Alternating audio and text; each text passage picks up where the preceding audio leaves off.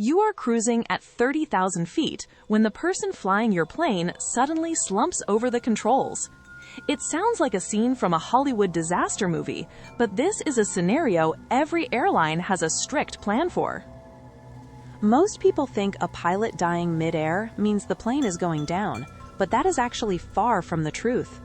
In reality, a massive plane is designed to survive even if the worst happens to the captain. Today, we are going to look at the exact step-by-step procedure that happens when a pilot becomes incapacitated. By the end of this, you will see why you are much safer than you might think.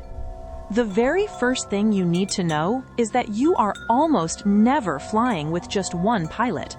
Large commercial flights always have at least two highly trained people in the cockpit. If the captain suddenly has a heart attack or passes out, the first officer is right there to take over. They are not just an assistant, they are fully qualified to fly and land that specific plane. The very first step in the manual is simple but vital: fly the aircraft. The remaining pilot has to make sure the plane stays level and stays on its path. Usually, they will immediately engage or verify the autopilot. Modern planes are incredible at staying on course without any hands on the yoke, which gives the remaining pilot a moment to breathe. The next step is to deal with the physical problem in the seat next to them. This is actually much more difficult than it sounds because cockpit seats are very cramped. The surviving pilot has to make sure the incapacitated pilot does not fall forward onto the control column. If a heavy body leans on the controls, it can disconnect the autopilot or nosedive the plane. To prevent this, the first officer will use the 5-point safety harness to lock the unconscious pilot firmly back into their seat. They slide the seat as far back as it can go. Once the flight path is stable and the controls are clear, the pilot will pick up the radio. They will call the flight attendants using a discrete emergency button or a specific phone code. When the cabin crew enters the cockpit, their job is to help remove the pilot from the seat if possible. However, on many planes, it is almost impossible to get a person out of that seat while in flight. If they cannot move them, one flight attendant might stay in the cockpit. They act as a second pair of eyes to help the remaining pilot with basic tasks and checklists. At this point, you might hear a calm voice over the intercom asking if there is a doctor or a nurse on board. This is not for the plane. It is to provide medical help to the pilot in the back. While the medical situation is handled, the pilot is talking to air traffic control. They will likely use the call sign PAN-PAN, which tells controllers there is an urgent situation that is not yet a crash. If the situation gets worse or the pilot needs to land immediately, they will upgrade that to a Mayday call.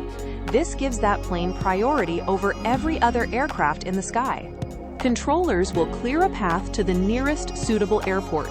They will move other planes out of the way and have emergency vehicles waiting on the runway before the plane even arrives. One major challenge is the workload. Flying a plane alone is possible, but it is exhausting because you have to talk to the radio, check the weather, and flip switches all at once. To help with this, the pilot will use a system called Autoland if the airport has it. This allows the plane's computer to guide it all the way down to the pavement with incredible precision. You might wonder if both pilots could die at the same time. This is why airlines have a strict rule where the two pilots must eat different meals during the flight. If the fish is bad and makes the captain sick, the first officer who ate the chicken will stay healthy. This simple rule has saved countless lives over the decades of aviation history. In the extremely rare case where both pilots are out, the plane would stay on autopilot until it ran out of fuel. This happened once with a flight in Greece called Helios Airways Flight 522. However, that was a very specific pressure issue that is almost impossible now. In almost every modern case, the remaining pilot stays calm, follows the checklist, and lands the plane safely.